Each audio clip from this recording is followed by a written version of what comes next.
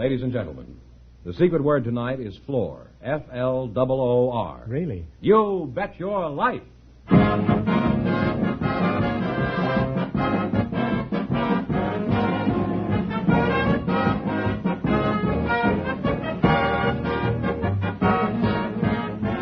It's Groucho Marx in You Bet Your Life, the comedy quiz series produced and transcribed from Hollywood and brought to you by the more than 3,000 DeSoto Plymouth dealers. The dealers who have on display the outstanding DeSoto Automatic with fully automatic power flight transmission and the all-new Plymouth, your best buy in the low-priced field. And now, here he is, the one, the only... That's me, Horace Greeley.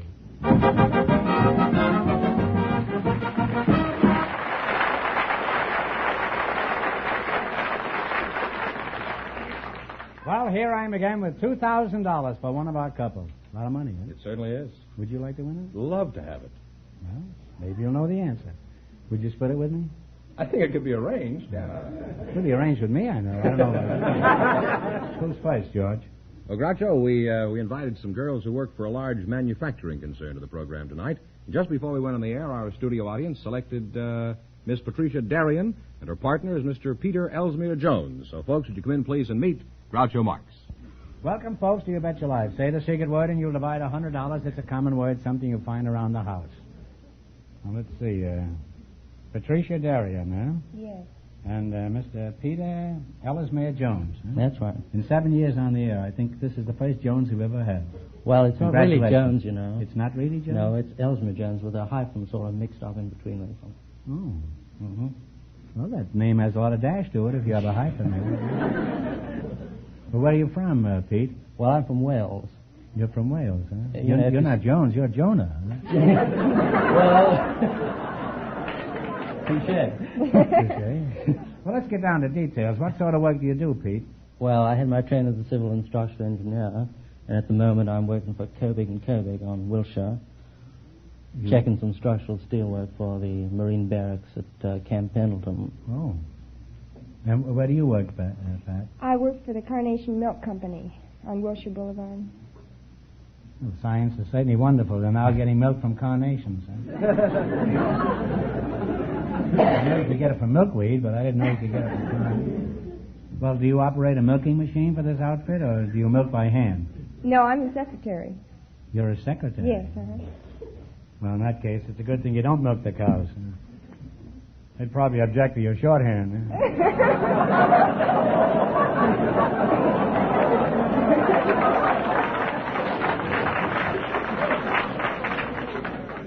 Well, I've heard of your company. It's a very famous company, but I know they produce an awful lot of milk. How many cows do they own, Pat? Groucho, we don't actually own any cows. Well, what do you get your milk from? Coconuts? The milk is sold to us by small local producers. Small cows? No, small producers. Oh. Where are you from, Pat? I was born in Peoria, Illinois. Peoria, huh? Yes. Oh, big. Yeah, there's an old line. There was a show called Lightning many years ago. It was a very famous play on Broadway. And I remember in this scene, the judge asked this girl, she said, why did you get married? And she said, well, I was in Peoria and it was raining. That's a very famous line out of the play Lightning. Frank Bacon was in it. Are you married? No, I'm single, Groucho. You're single, Groucho, huh? That's a funny name. Single Groucho. Huh? Would you like to get married? Well, eventually, probably, yes. Eventually, why not now? You know that a flour company used that slogan and sold 45 million bags of flour? You should be able to bag one poor sucker. You married, Pete? No, I'm afraid not. Well, I'm not afraid, but I'm not.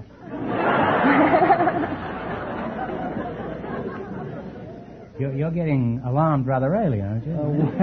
Not really. No. Well, Pat, I'd like you to meet Mr. Ellesmere-Jones. Huh? Pete, do you consider yourself an eligible bachelor?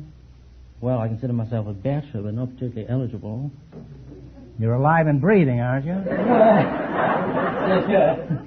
Well, you're a very nice couple, and my advice is for both of you to win lots of money tonight and open a joint checking account. And you'll have something to argue about, and you'll have a very happy marriage. All right, now you're going to play You Bet Your Life. We start you off with a $100 bankroll, and when you miss a question, you lose half of whatever you've got. Is that clear? Yes. If you think you've won enough, you can stop any time. Now, let's see how much money you can make. You selected music, and remember, the more the question is worth, the harder it is. Now, what question do you want? Oh, it's 70. Fine. That's 75, did you say? 70. All right, Jack Meakin and the orchestra will play a song. Let's see if you can identify it.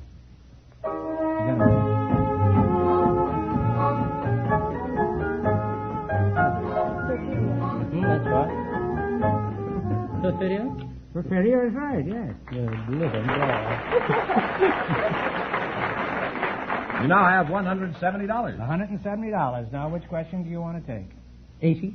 80? Okay. Andrew Segovia is one of the world's greatest performers on which instrument? Wonderful. Guitar. Guitar is right. You now have $250. Now, you can go ahead or you can quit. Wonderful. 90? I'll try it. Duke Ellington wrote the number Jack Meakin and the orchestra are going to play. You tell me the name of this modern classic. Play, Jack. Mood Indigo? Mood Indigo is right.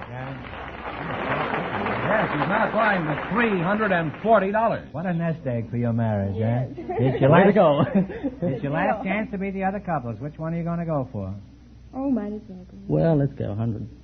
All right, we all know the song Hail, Hail, the Gang's All Here. From what operetta was the tune taken? Oh, you're kidding. Talk it over. I don't even know an operetta. Floridor? No, you ought to know this. You're English. It's The Pirates of Penzance by Gilbert and Sullivan. Well, you lost half your bankroll, so you still have $170. Well, thanks and good luck from the DeSoto Plymouth Dealers. Thank you, Groucho. Sorry you didn't win.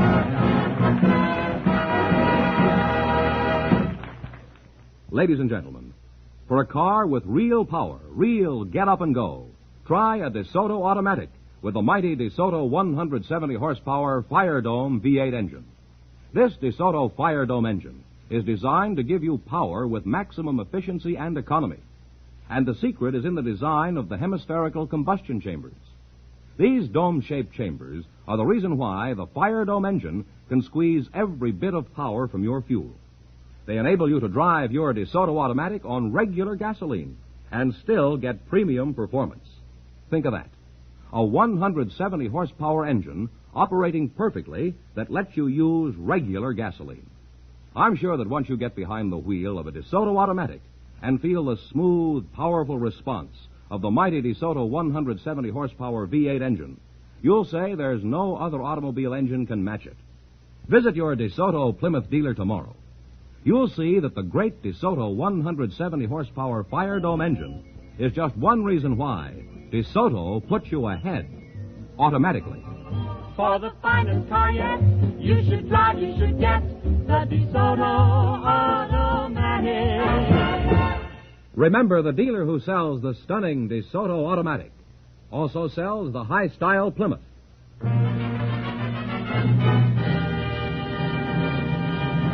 Well, Groucho, we have some people with interesting stories for you now. They were chosen just before we went on the air. And here they come, Mrs. Pauline Mells and Mr. Eric Sanders. Would you come in, please, and meet Groucho Marx? Welcome, folks, to You Bet Your Life. Say the secret word and you'll divide $100. It's a common word, something you find around the house. Mrs. Pauline Mells and Eric Sanders. Miss Mells, I'll start with you. What is your hometown? Crookston, Minnesota. What's that? Crookston, Crookston. Minnesota. Somebody out there from Venezuela. You're married, I presume, Pauline? Yes, I am. About 12 years. 12 years. Did you meet this chap in Crookston? No, I met my husband in a singing class at night school. No. You met your husband at a singing class in night school? Yes, I did.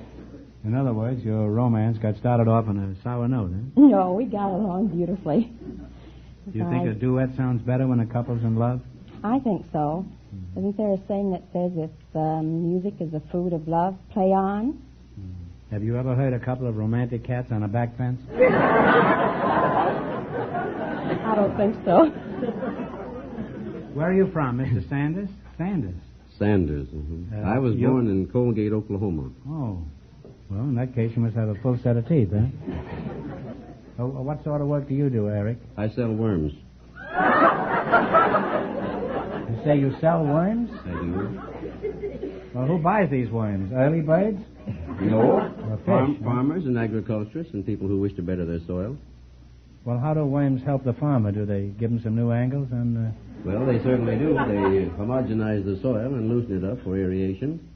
And, of course, the castings of an earthworm is the richest soil known to science. That's homogenized and blending of all the materials in the soil, and it's deposited around the roots. And, of course, that helps in a tremendous number of ways. Well, how does the worm know where to go? They work around the roots of anything that lives, and they will eat nothing which lives, but anything which has lived and died. Like vultures, don't they? Yes. As a matter of fact, they're good at eating garbage, too. Dead animals, anything which has lived and died, either animal or vegetable. I wish I'd have met you some months ago. I wish you had, too. I really mean that.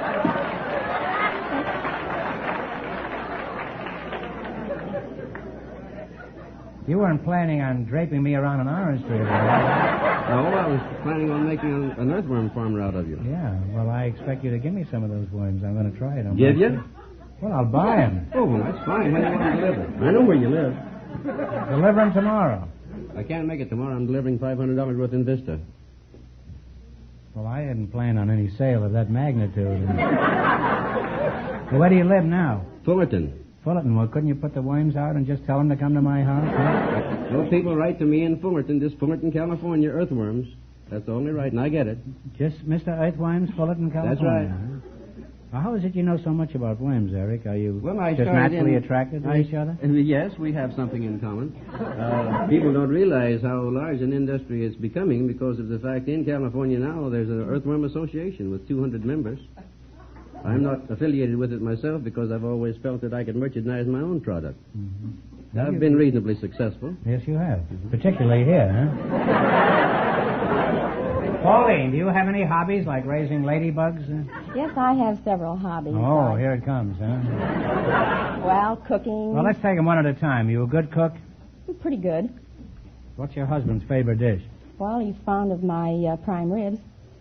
I'm sure he is, but let's take the cooking. What does your husband do for a living? He's the Los Angeles police officer. Oh, a police officer. Mm-hmm. Oh, how do you like being married to a policeman? Well, I suppose it's all right in a pinch, but how... No groaning, please. Tell us about it. Well, it has its good points and its bad points. Of course, their hours are long, and you never know when they're going to come home, and everybody's always yelling at them. And well, they're yelling at everybody else, too. They're on call 24 hours a day, and the pay isn't very high. And well, as Gilbert and Sullivan put it, a policeman's lot is not a happy one, you know. That's very true. You happen to know that song, by the way? Well, isn't that from the Pirates of Penzance? Yeah, yes, it is. It's one of my favorites. I think I might know it. Should we try it, huh? I'll Just a do my chorus or best. so. I'll start, and if you can remember, you just chime in, huh? All right. Okay? It's been a long time since I've sung this. When a felon's not engaged in his employment, or maturing his felonious little plan, his capacity for innocent enjoyment is just as great as any honest man. Our feelings we with difficulty smother, when constabulary duties to be done. Oh, take one consideration with another. A policeman's lot is not a happy one. When constabulary duties to be done. A policeman's lot is not a happy one. Now, this is the part I like. Your part I like. When the enterprising burglar's not a burgling, and the cutthroat is unoccupied in crime, oh, he loves to hear the little brook a-gurgling, and listen to the merry village chime. When a cost is finished jumping on his mother, oh, he loves to lie a-basking in the sun. Oh, take one consideration with another. A A policeman's lot is not a happy one. When constabulary duties to be done, a policeman's lot is not a happy one. Yeah, we did pretty good.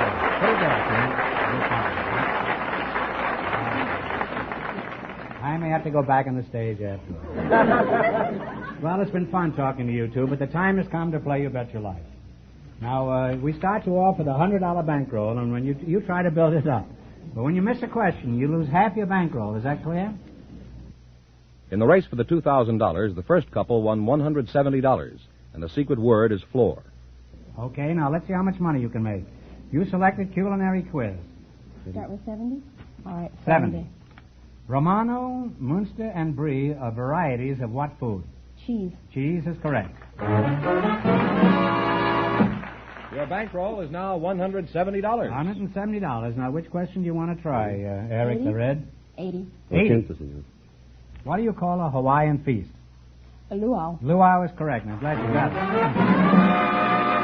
Well, you now have $250. $250. Now, what do you want to try? Shall we try for 90? 90? We'll try it. What food do we get from the root of the cassave? C-A-S-S-A-V-E. It's a plant grown in the South that is commonly made into a pudding. And if you don't know, guess.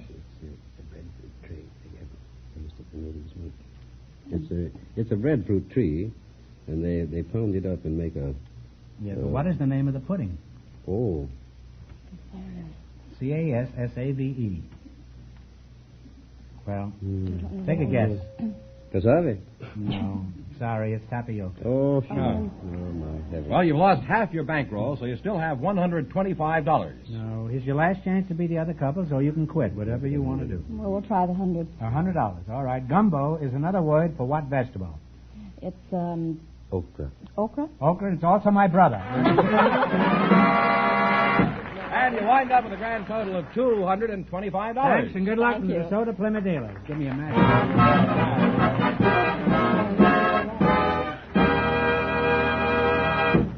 All right, George, who's next? Well, Groucho, we have a married couple for you now. Dr. and Mrs. Jean Bordeaux. Would you come in, please, and meet Groucho Marx? Welcome for the DeSoto Plymouth dealers. Say the secret word, and you'll divide $100. It's a common word, something you find around the house. Dr. and Mrs. Jean Bordeaux, eh? Well, you're a very charming pair. Now, which one of you is Jean? I am. Oh, you are, huh? Mrs. Bordeaux, what shall I call you? You just call me Mary. Mary, huh? Well, that's a nice, sweet, simple, uninhibited name. Where are you from originally, Mary? Well, I'm from Murray, Kentucky, Groucho. Where? Murray, Kentucky. Murray, Kentucky? Yes, it's really a very important town. It was really the birthplace of radio. Is that so? The man was Nathan B. Stubblefield. Is that so? Yes. I thought Amos and Andy invented radio. Stubblefield? Yeah, Stubblefield. That was the name of the man who invented radio? That was the name of the man. Before who Marconi? Yes. Wait till the Russians hear about that, huh? He really did invent You know what? it. They're going to claim that they invented Stubblefield. Huh? He really did invent it before Marconi, but, you know, as it often happens, that the real person doesn't get the credit, you know. That's true. Now, Doc, by the way, what kind of a doctor are you, Doctor? Are you an MD, a DDS, or a BVD? PhD. A PhD, huh? You got to be pretty smart for that. Mary, does the doc give you a feeling of inferiority, or are you, like most wives, superior to your husband? Oh, no, I have no feeling of inferiority. After all, I have 2 degrees myself. A.B., M.A. That makes Mary 2 degrees smarter than you, eh? I have an A.B. and an M.A. plus the Ph.D. There are more degrees around here tonight than you'll find on a thermometer. As a Ph.D., Doc, have you ever done any teaching? Yes, I taught at Whitworth College down in Mississippi, at USC, and the Dale Carnegie Institute of Public Speaking and Effective Human Relations. Why do they call it the Institute of Public Speaking and Human Relations? Because they teach public speaking and human relations. Thanks. I thought they taught how to win friends. Why do you emphasize public speaking? Few things are more important to anyone than to be able to speak effectively in public. That's true. And one of the things that are more important is being able to keep your trap shut in public. Well, I didn't mean you. Me, I meant. Well, since you're an expert on public speaking, could you give us some tips on the subject, Doc? Could you boil it down to a few words? Boiled down, I think you could sum it up by saying, just be yourself. Have a good opening. For example, you should startle an audience. Good opening? You mean the back door, right near where you should startle an audience. You say you should startle your audience? Yeah. What do you mean? When you open your mouth, you should let a flock of pigeons fly out? How do you startle them? For example, you might say to this audience, why did you come here tonight? A lot of them have said that to each other.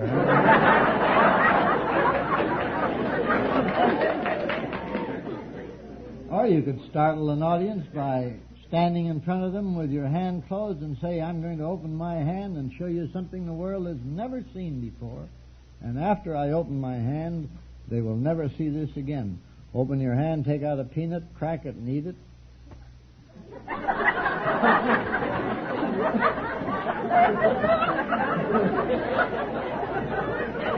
It isn't enough that the audience eats popcorn. Now he wants the actors to eat peanuts.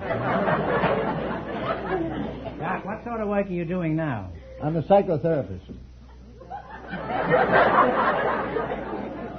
That means nothing to me. What are you doing, Doc? I help people who have become emotionally upset to get back on an even keel emotionally.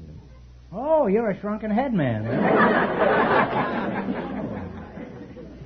You're a couch boy, is that it?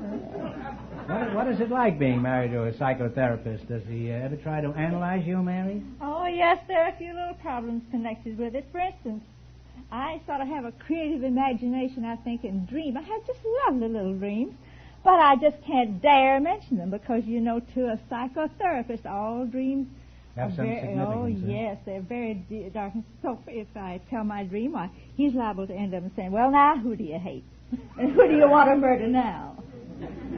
And me, well, I love everybody. I long ago took Booker T. Washington's motto as mine. I resolved to let no man belittle my soul by making me hate him. That's wonderful.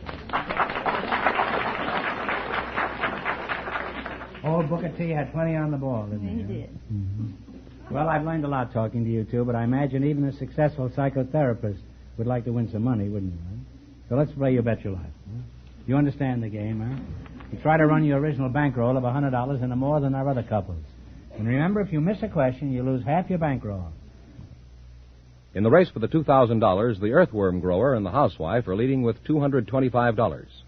Now, let's see how much money you can make. You select a dictionary quiz, and remember, the more the question is worth, the harder it is. How about $70? You discuss it with Mary there. How Don't talk to me. That's all right. All right, what do you call the jars used for keeping tobacco fresh? Humidors. Humidor is right. Your bankroll is now $170. Now, what do you want to try? How about 80? It's ask Mary. All All right, how many years in a millennium? 1,000. 1,000 years is correct. You now have $250. You can quit or you can go ahead. It's up to you. Let's go ahead. All right, fine. How about it? Oh, yeah, that's cool. What do you want? 80, About 90, 90? 10, anyone you want. 90. Most of the gold at Fort Knox is in the form of bars. What is the proper word for a bar of gold? A bar. Talk it over. Come on, a bar of gold. Pig. Pig. No, you're flirting with it. It's ingot. Ingot. Oh. Well, you lost half of your bankroll, so you now have $125. Now, here's your last chance to beat the other couple. Make it the 100. 100? How about it? All right. If a misanthrope hates mankind, what is a misogynist? Oh, he hates women. He sure does. Give him the money. Thanks and good luck to the DeSoto Plymouth dealer. You wind up with $225. And that means, Groucho, that there's a tie for the big question chance. Mr. Sanders and Mrs. Mells with $225, and the doctor and his wife with $225 in just one moment. They'll get the chance at the $2,000 DeSoto Plymouth question. All right, Groucho, here are our winning couples. Mr. Sanders and Mrs. Mells and Dr. Bordeaux and his wife. All set for a chance at the $2,000 DeSoto Plymouth question. Now, each of the couples will write an answer on the card, and, of course, if they all get it right, we'll divide the money between them. Think carefully and please no help in the audience. Here it is. For $2,000, what is the name given to the promontories on either side of the Straits of Gibraltar? One is in Spain and the other in Africa. It's a name that's been used for centuries.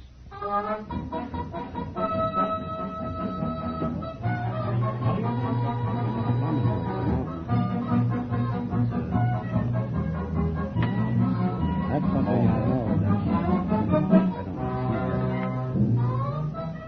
All right. Let me see your card. Sanders and Mrs. Mells. Malta? No, that's wrong. Dr. Bordeaux and his wife. Pillars of Hercules. Right. So you two win $2,000.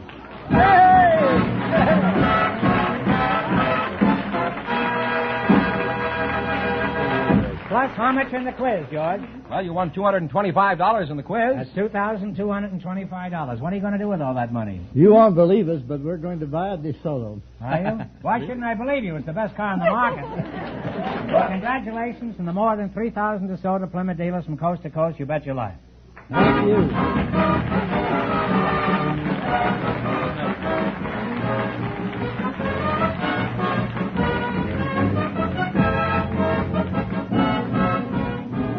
Be sure to tune in again next Wednesday night at the same time for the Groucho Marx Show, when the big question will be worth $1,000. And don't miss Groucho's television show, also brought to you by the DeSoto Plymouth Dealers of America.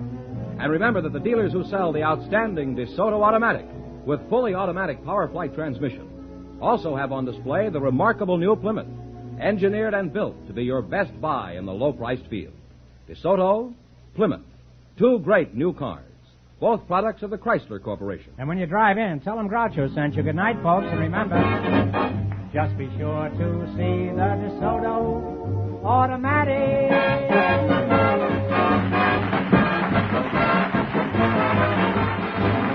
Folks, here's a reminder from the National Safety Council. Look out for the driver who doesn't look out for you. You Bet Your Life, transcribed from Hollywood, is produced by John Goodell, directed by Robert Dwan and Bernie Smith. Music by Jack Meakin.